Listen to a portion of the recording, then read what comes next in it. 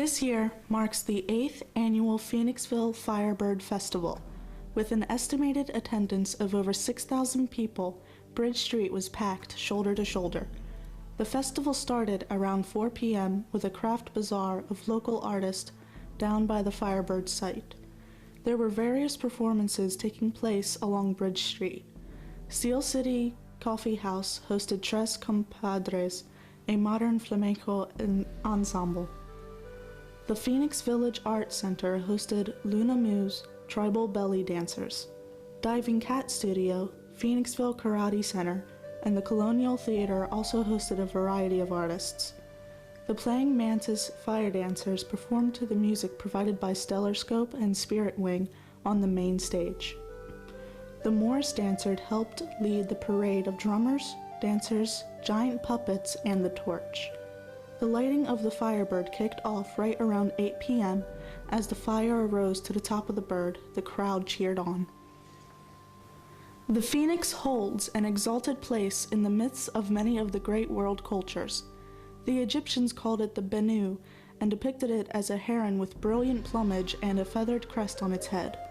The Greeks called it by the name we use today, Phoenix, which means red, the color most associated with fire and with the sun, and described it as resembling something between an eagle and a peacock.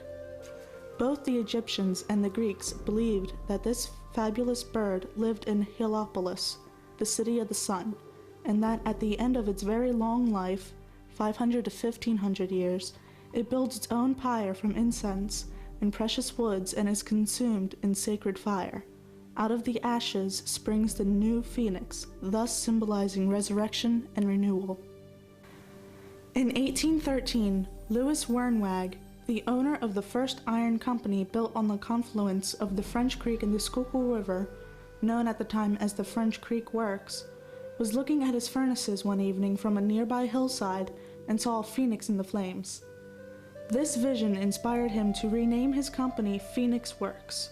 When the community that grew up around the iron works became incorporated in 1849, the name Phoenixville was a natural choice for the new borough. This name has a special symbolic relevance for the borough today. With the closing of Phoenix Iron and Steel in the early 1980s, the town lost its principal industry and subsequently went through a 20-year period of stagnation and decline. Since the turn of the new century, Phoenixville has been enjoying a rebirth.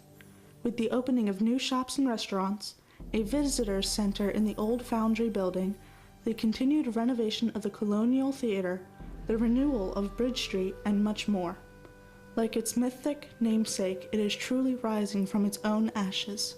If you missed this year's Firebird, next year will be even bigger.